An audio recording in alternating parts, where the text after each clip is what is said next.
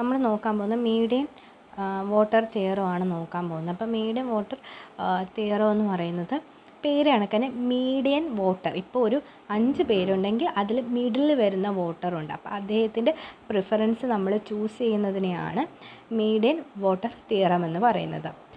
Okay, അതായത് ആരുടെ preference ആണോ എന്ത് ചെയ്യപ്പെടുന്നത്, lies in the middle of voters preference which the half of voters want more and half want less. അതായത് ഒരു മിഡിൽ നിൽക്കുമ്പോഴത്തേക്ക് അതിന് മുകളിലേക്ക് പോകുമ്പോൾ ആളുകൾക്ക് കൂടുതലും വേണം, അതിൻ്റെ താഴേക്ക് പോകുമ്പോൾ ആളുകൾക്ക് അതിൽ കുറവായിരിക്കണം. അപ്പം അങ്ങനെ ഒരു മിഡിലിൽ നിൽക്കുന്ന രീതിയിലുള്ള ആളെയാണ് മീഡിയൻ വാട്ടർ പറയുന്നത്. ആ ഒരു വാട്ടറിൻ്റെ പ്രിഫറൻസ് നമ്മൾ ചൂസ് ചെയ്യുന്നതിനെയാണ് മീഡിയം വാട്ടർ തിയറം എന്ന് സിംപ്ലി മീൻ ചെയ്യുന്നത്. അപ്പോൾ മീഡിയം വാട്ടർ തിയറി പ്രകാരം എല്ലാ വോട്ടേഴ്സും സിംഗിൾ പീക്ക്ഡ് പ്രിഫറൻസ് ആണ് ഉള്ളതെങ്കിൽ ഇൻ ദി മെജോറിറ്റി വോട്ടിങ്ങിൽ അവിടെ മെജോറിറ്റി വോട്ടിങ്ങിൽ എന്താണ് എല്ലാവരുടെയും പ്രിഫറൻസ് വോട്ടേഴ്സും പ്രിഫറൻസ് സിംഗിൾ പീക്ക്ഡ് ആണെങ്കിൽ അതെന്തായിട്ടാണ് മാറുന്നത്, ഒരു മീഡിയം വാട്ടർ തിയറമാണ് അത് റിഫ്ലക്റ്റ് ചെയ്യുന്നത് എന്നുള്ളതാണ് മീഡിയം വാട്ടർ തിയറം പ്രകാരം പറയുന്നത്.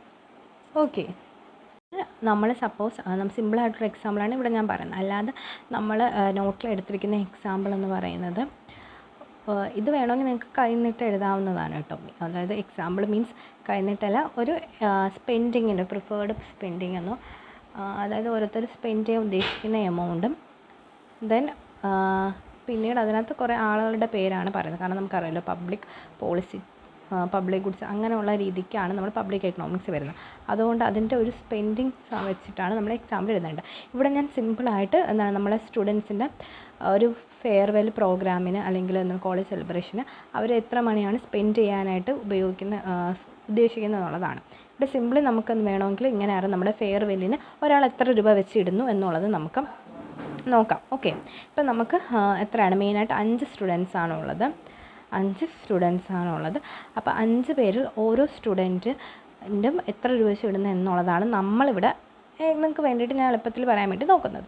ഓക്കെ, ഇപ്പം എ എന്ന് പറയുന്ന സ്റ്റുഡൻറ്റ് 100 രൂപ ഇടാനായിട്ടോ ആണ് പറയുന്നത്. ബി എന്ന സ്റ്റുഡൻറ്റ് പറയുന്നത് 200 രൂപ ഇടുന്ന, സി 300, ഡി 400, 500. അപ്പം ഓരോരുത്തർ എത്ര രൂപ വെച്ച് ഇടുന്നതിൽ ഓരോരുത്തർക്കും പല പല അഭിപ്രായം, 5 പേർക്കും എന്താണ് 5 അഭിപ്രായങ്ങളാണ്. അപ്പം ഈ ഒരു സിറ്റുവേഷനിൽ നമ്മൾ മീഡിയം വോട്ടിംഗ് തിയറി പ്രകാരം മിഡിലുള്ള ഈ 5 പേരിൽ മിഡിൽ ആരാണുള്ളത്, മൂന്നാമത്തെ ആൾ, ഈ ഒരു മൂന്നാമത്തെ ആൾ മിഡിലുള്ള ഈ സിയുടെ പ്രിഫറൻസ് വെച്ചിട്ട് സി പ്രിഫേർഡ് ചെയ്യപ്പെടുന്ന എമൗണ്ട് ആയിരിക്കും നമ്മളിവിടെ എന്ത് ചെയ്യുന്ന, ഒരാൾ എത്ര രൂപ വെച്ച് ഇടണം ഫെയർവെല്ലിനെന്നുള്ളത് നമ്മൾ വിചാരിക്കുന്നത് ആ മിഡിൽ ആയിട്ടുള്ള ആ സ്റ്റുഡൻറ്റ് പ്രിഫർ ചെയ്യപ്പെട്ട 300 രൂപ വെച്ചിട്ടാണ് നമ്മൾ ഇടുന്നത്.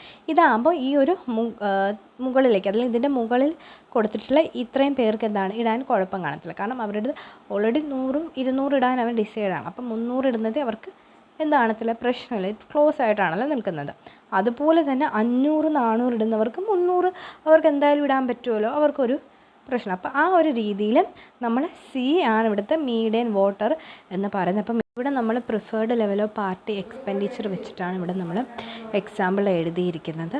ഓക്കെ, 5 പേരെ വെച്ചിട്ട് അവരുടേത് അസ്യൂം ചെയ്യപ്പെടുകയാണ് ചെയ്തിരിക്കുന്നത്. ഓക്കെ, ഇപ്പം ഞാൻ പറഞ്ഞത് കഴിഞ്ഞിട്ട് ഇപ്പം ഞാൻ നേരത്തെ പറഞ്ഞ പോലെ ഒരു എക്സാമ്പിൾ ആയാലും ഇതിനകത്ത് മീഡിയം വാട്ടർ തിയറത്തിനകത്ത് കുഴപ്പമില്ല കേട്ടോ, അതൊന്നും പ്രശ്നമില്ല. ഓക്കെ, അപ്പോൾ മീഡിയം ആയിട്ടുള്ള വാട്ടറിൻ്റെതായിരിക്കും നമ്മൾ ആ ഒരു എക്സാമ്പിൾ ആരെയാണ് പറഞ്ഞത്, സി ആണ്. നമ്മൾ ആ എക്സാമ്പിൾ ആരുടെയാണ്, നമ്മൾ സിയുടെയാണ് എടുത്തേക്കുന്നത്. ഓക്കെ, ഇനി നമുക്ക് ഇവിടുത്തെ ഡയഗ്രാം ഇത് ഓപ്ഷണലാണ് കേട്ടോ. കാരണം നമ്മുടെ റെഫറൻസിൽ ഞാൻ നോക്കിയപ്പോൾ ഞാൻ പറഞ്ഞല്ലോ ഇത് ഹാർവേയുടെ ആണെന്ന് തോന്നുന്നു.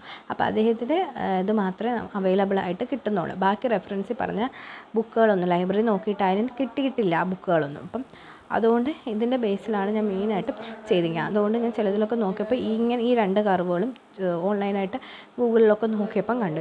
അതുകൊണ്ടാണ് ഞാൻ മേ ബി നിങ്ങൾക്ക് വേണമെങ്കിൽ ആഡ് ചെയ്യാതിരിക്കാമെന്നൊക്കെ പറയുന്നത്. പിന്നെ കുറേ യൂട്യൂബ് വീഡിയോസ് ഉള്ളതിൽ ഒരെണ്ണത്തിൽ എന്താണ് ഈ ഒരു കർവും പറയുന്നുണ്ട്. അപ്പോൾ അതുകൊണ്ട് ജസ്റ്റ് നിങ്ങൾക്ക് നോക്കിയാൽ മനസ്സിലാവുമല്ലോ, ഓരോ വ്യക്തികളുടെയും പ്രിഫറൻസാണ് ഈ ഒരു കാണിച്ചിരിക്കുന്നത്. അതായത് സിംഗിൾ പീക്ക്ഡ് വോട്ടേഴ്സ് പ്രിഫറൻസ് ആണ് ഇത് കാണിക്കുന്നത്. ഓരോ വ്യക്തികളുടെ 5 പേരുണ്ടല്ലോ, അപ്പോൾ 1, 2, 3, 4, 5 അങ്ങനെ ഓരോരുത്തരാണ് ഇത് കാണിക്കുന്നത്.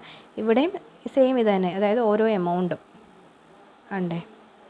അപ്പോൾ നമ്മുടെ എക്സാമ്പിളാണെങ്കിൽ 100, 200, 300. അപ്പോൾ നമ്മൾ എക്സാമ്പിൾ തന്നെ എഴുതാം 100, ഇവിടെ ഇപ്പോൾ 200, ഇവിടെ 300, 400, ഇത് 500 എന്നുള്ള രീതിയിൽ.